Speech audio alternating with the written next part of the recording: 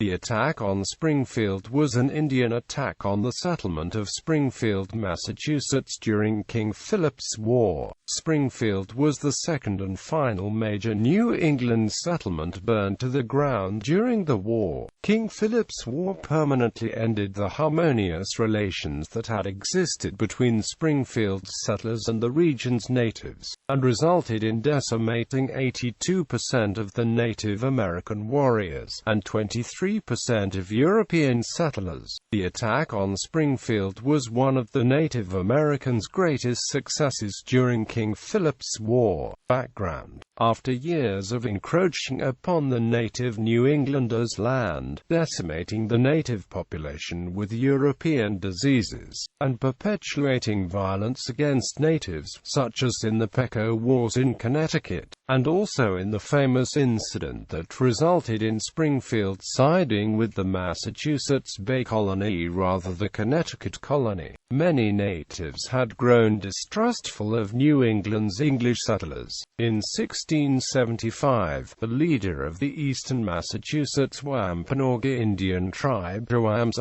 died shortly after being questioned at gunpoint by Plymouth colonists. Wamsata's brother, Chief Metacoma, who had long been friendly and helpful to European settlers, took revenge, initially inciting only his own tribe to rebel against the English colonists. He later toured New England, seeking support from other tribes to rise against the local English settlers. Until this point, the Connecticut River settlers at Springfield had enjoyed arguably New England's most peaceful and mutually advantageous relationships with local natives. The Muaga Indians had been particularly accommodating to Springfield's settlers, ever since the first meeting with its initial scouts from Roxbury, Massachusetts in 1635. Likewise, Springfield's settlers, following the peaceful and business-minded example set by the settlement's founder, William Pynchon, had been equally accommodating to the area's natives.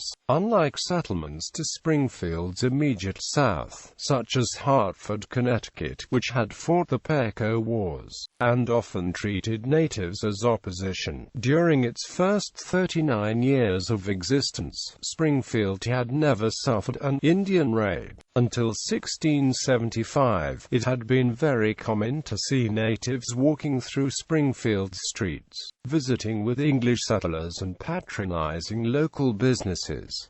King Philip visits Springfield. This harmony ended in 1675, when King Philip himself visited Springfield's Muaga Indians, at the fort on what is now Long Hill Street in Springfield's south end. After King Philip met with the Muaga in the fort, hundreds of Muaga Indians moved to the area of Springfield now known as King Philip's Stockade. There, King Philip was reported to incite the Muaga Indians to rebel against the English settlers of Springfield and burn the town to the ground. Luckily, Springfielders received advance warning of this attack from a native from Windsor, Connecticut, named Toto, who in history books is often called the Windsor Indian. Currently, a bronze statue of Toto, the Windsor Indian, stands in King Philip's Stockade as a tribute to his bravery. Attack. Despite the advance warning, 45 of Springfield's 60 houses were burned to the ground, as were its grist and sawmills, which belonged to village leader John Pynchon. Indeed, much of the town became smoldering ruins, and there was considerable thought given to abandoning it entirely. This idea was rejected, and the residents of Springfield endured the winter of 1675 under siege conditions. During that winter, Captain Miles Morgan's blockhouse became Springfield's fortress. Many of the town's survivors lived throughout the attack on Springfield. Under the cover of night, Morgan sent one of his paid Indian servants to Hadley, where Massachusetts Bay Colony troops under the command of Major Samuel Appleton were stationed. After alerting Appleton to Springfield's plight, his troops marched to Springfield and raised the siege.